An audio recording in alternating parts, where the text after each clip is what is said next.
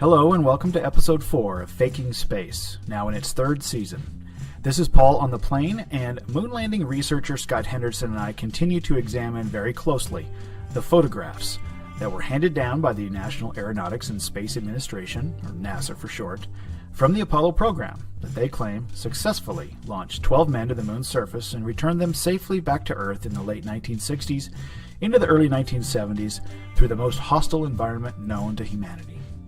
We hope you've enjoyed the first 3 episodes here in Season 3, as we've been diving deeply into how NASA has changed its story about the astronauts' trajectory through and then around the Van Allen radiation belts, the extensive blooper reel starring Neil and Buzz from the Apollo 11 mission, and our latest installment, which provided a thorough breakdown of what the purported lack of air pressure on the moon would actually mean for the lunar module and the astronaut spacesuits.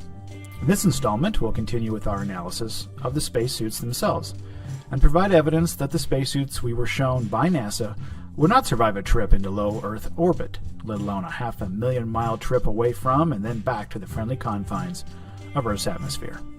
So, let's begin.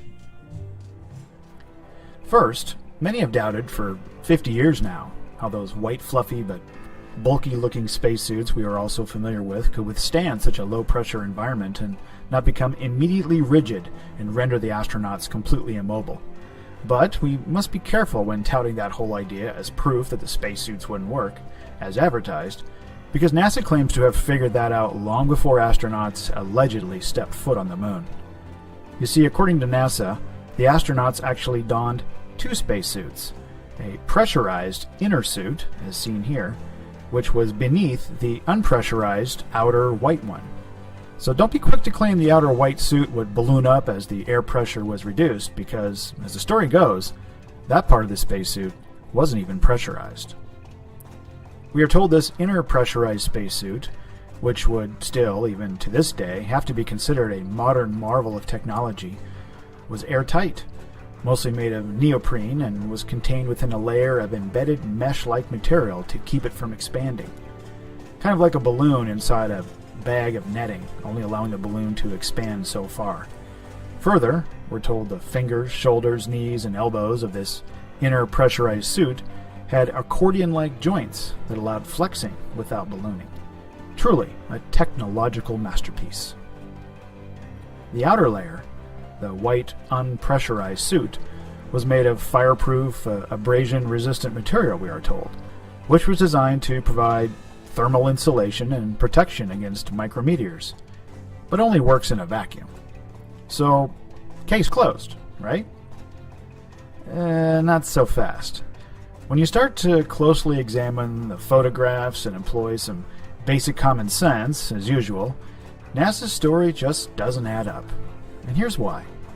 If the white outer suit wasn't pressurized and was designed only to serve as a thermal outer layer, then why do the gloves and helmet attach directly to this unpressurized suit? This is Neil Armstrong's suit as displayed by NASA as his complete kit. The suit flown in Apollo 11 for the claimed moon landings. It has been on display for many years and has been restored and cleaned in an attempt to keep it from decay and as a permanent record of the claimed event.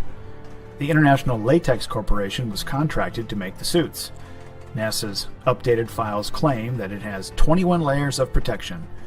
Interesting that none are listed as a protection against radiation, however, but I digress. Here's another attempt to show the updated movements of the astronauts in their suits. The image on the left is from the Apollo 11 press kit. On the right is an image of the alleged pressurized suit. However, it's not pressurized in this photo, and is certainly not in a vacuum chamber. It's clear to see that the suit in the previous frame is not incorporated into this suit.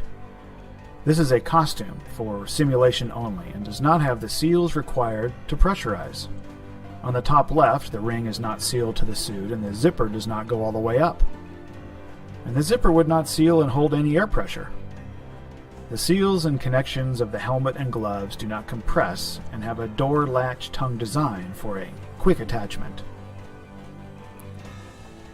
The suit is done up using zippers, poppers or snaps, and Velcro. This would not seal. The zipper does not go all the way up, would not even hold a small amount of pressure. Again, these suits were designed to put on and off easily for simulation purposes and media events only. There is not a pressure suit inside. Even if the inner pressurized suit NASA claims the astronauts wore under the outer unpressurized suits, even if it was incorporated into or between the white abrasion layers, it still wouldn't seal because of the snaps and zipper connections. The connection rings on the glove and the suit are clearly not connected. The band on the suit is visible and the ring is just below it. The gap between the rings are about 3 inches apart. The ring on the glove is behind the watch. And the rings themselves are quick connect and could not seal in the vacuum of space or even underwater. The suit is a staged costume used for practice and simulations. The images here are from Buzz descending the ladder from the Apollo simulation photos, numbered here. It is very clear the gloves are not attached and of course cannot be in a vacuum. It is clear to see here that the connections are attached to this garment, and not to the claimed pressurized suit, as there isn't one underneath or incorporated in. The connections shown here are not sealed properly to withstand the vacuum of space. On the left is a food port attached to the bubble helmet, but as you can see, the seal cannot be compressed as what would be required, and the inside air pressure would push the cover out and away from the seal. It cannot be used in a vacuum, so the only reason it must be there is to give the astronauts a drink using a straw during practice or simulations.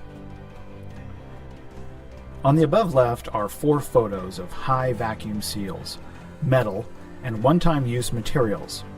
These are needed to seal in a high and ultra-high vacuum areas, of which the moon, we are told, was a ultra-high vacuum area at 1 × 10⁻11 torr. On the right are the helmet seals of the Apollo missions. The latch fits in the groove for easy installation. This connection does not have the capability to compress the seal and would not function even in a low vacuum. The gloves have a similar type for an easy connection. The surfaces must be clean and free of foreign materials for the seal to be effective. The Apollo astronauts using the same suits covered in dirt for 3 EVAs, it would be impossible for the suits to work and reseal each time. The same is true for the hatch for the LEM, as they had to crawl through, dragging dust and dirt with them. The door seals would not function. The LEM could not be repressurized after re-entry. And the fact remains. The helmet and gloves clearly were attached to the outer white, non-pressurized suit. Even if the connections to the helmet and gloves were able to withstand an ultra-high vacuum environment, the outer white suit would have to be pressurized, which is in direct conflict with NASA's claims. Someone is lying. This has been Paul on the Plane. On behalf of Scott Henderson, thanks for watching.